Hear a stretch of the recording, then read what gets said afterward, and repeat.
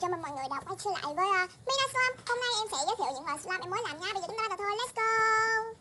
Slime thứ nhất đó là slime con. Slime con cũng đã quá quen thuộc với mọi người đúng không nào? Đây là em không phải làm bằng một con mà em làm bằng màu á mọi người. Bây giờ em sẽ cho mọi người xem. Màu nó như thế này. Ở ngoài màu cực kỳ đẹp luôn. Em có đặt cho một cái hộp trôm rất là đẹp luôn. In nó đó rồi. Đây. Avolam con của em đều được một hộp tròn rất là dễ thương.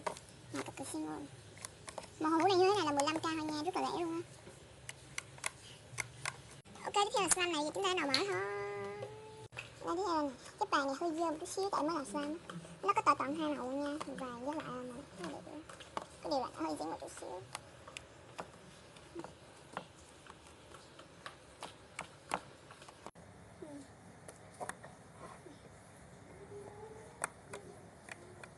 Tiếp theo thôi, slime tiếp theo ha.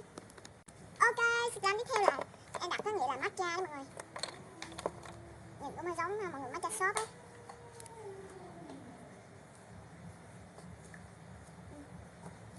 Còn slime nãy em giới thiệu trước đó là slime girl, có nghĩa là slime con gái nha. Slime này cũng rất là đẹp. Slime này là matcha nha. Ok, tiếp theo là slime này em không biết đặt tên nó là gì, em đặt tên nó là bôi luôn. Girl thì phải có bôi ha.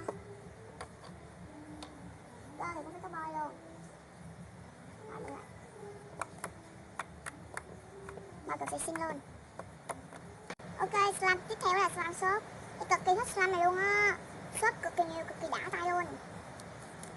Cực kỳ dẻo luôn.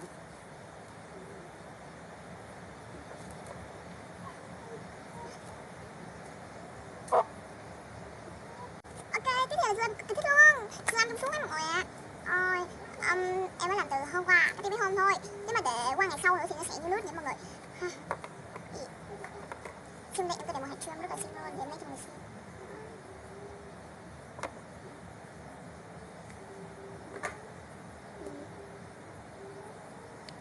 Chắc như vậy nó chưa có trong lắm ha. Nếu mà nó trong là em sẽ quay video cho mọi người xem ha. Ok, cuối cùng là slime em mới vừa làm được thi luôn. Slime khổng lồ. Em đặt tên nó là đặt tên là em quên mất rồi. Em cũng chưa nghĩ ra tên của nó nữa, nhưng mà cực kỳ bự luôn á. Em đặt rồi, đây là những cánh đồng của mọi người.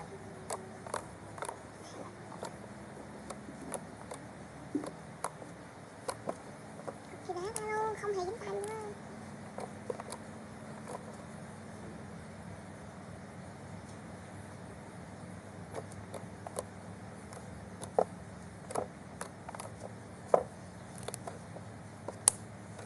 Cái background mới của em luôn nè mọi người. Nó làm hơi cứng hơn cao trước.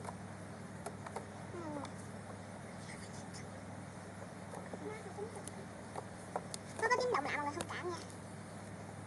Tại con chó của em nó mới sủa. Phải là sủa cái nhớ kim khều em mọi người.